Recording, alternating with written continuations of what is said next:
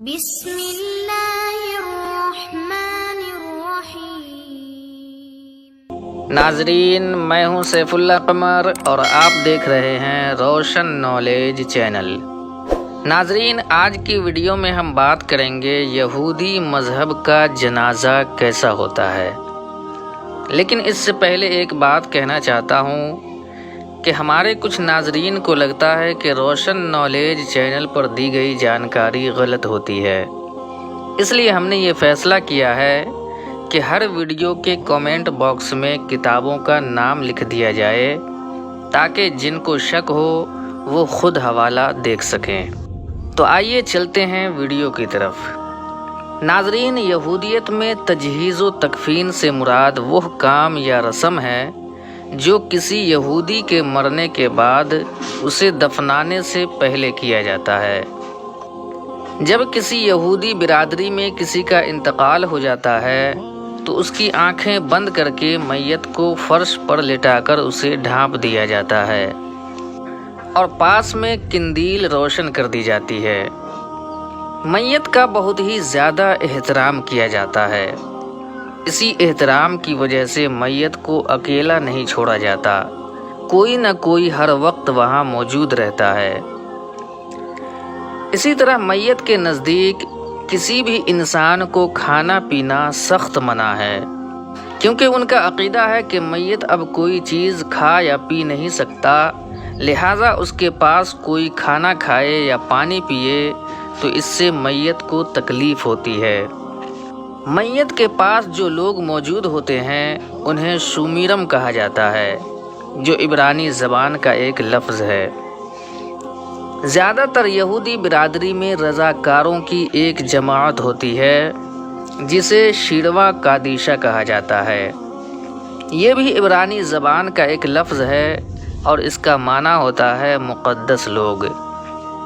انہی مقدس لوگوں کے ذمے یہ کام ہوتا ہے کہ وہ میت کی تجہیز و تکفین کرے، میت کو غسل دینا، کفن پہنانا اور یہودی طریقے کے مطابق دفن کرنا انہی لوگوں کے ذمے ہوتا ہے۔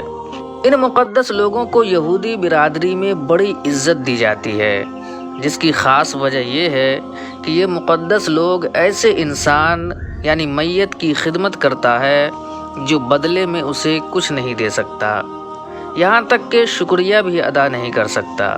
تو ظاہر سی بات ہے کہ ایسے لوگوں کی قدر ہونی چاہیے۔ اسی طرح یہودی عقیدے کے مطابق کسی میت کو چھونے سے انسان کا روح ناپاک ہو جاتا ہے، اس لیے جس نے میت کو ٹچ کیا ہو اس کے لیے ضروری ہوتا ہے کہ وہ غسل کرے یا پھر کم از کم ہاتھ پاؤں ضرور دھو لے۔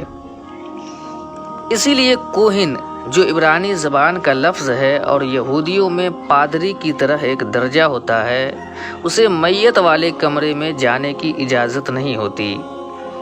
ناظرین، یہودیوں میں میت کو جلد سے جلد دفن کرنے کی کوشش کی جاتی ہے، جیسا کہ مذہب اسلام کا بھی یہی حکم ہے، لیکن مسلمان اکثر اس پر دھیان نہیں دیتے اور کئی دنوں تک میت کو گھر میں رکھتے ہیں۔ اس سے ہمیں بچنا چاہیے۔ اس طرح یہودیوں میں میت کو جلانا یا پانی میں بہانا ناجائز و حرام ہے، لیکن اگر کسی میت نے وصیت کی ہو کہ میرے جسم کا کوئی حصہ کسی کو دے دیا جائے تو اس کی شرعی اجازت لی جاتی ہے، اور اگر اس کے جسم کے حصے سے کسی کی جان بچ سکتی ہو تو وہ حصہ جسم سے الگ کر لیا جاتا ہے۔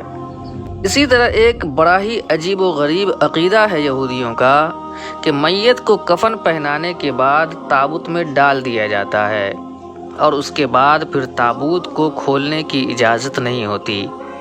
اس کی خاص وجہ یہ ہے کہ میت کا کوئی دشمن اسے اس بے بسی کی حالت میں نہ دیکھ سکے، اسی لیے تابوت کے اوپر ایک چادر جسے تالیت کہا جاتا ہے وہ ڈال دیتے ہیں۔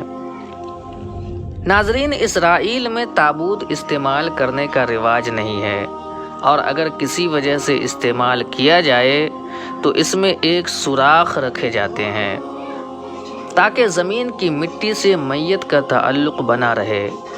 ایک رسم یہ بھی ہے کہ مرنے والے کا کوئی رشتہ دار ایک مشت مٹی اس کے کفن میں ڈال دیتا ہے۔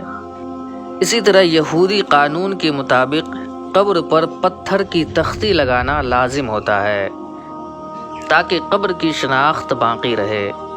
اس تختی پر مرحوم کا نام، تاریخ پیدائش اور کچھ حالات زندگی، خاص طور پر مذہبی کام عبرانی زبان میں کندہ کیے جاتے ہیں۔ ان ساری جانکاری میں اگر آپ کو کچھ غلط لگے تو آپ خود کتاب میں دیکھ سکتے ہیں۔ کتاب کا نام کامنٹ باکس میں دیکھیں۔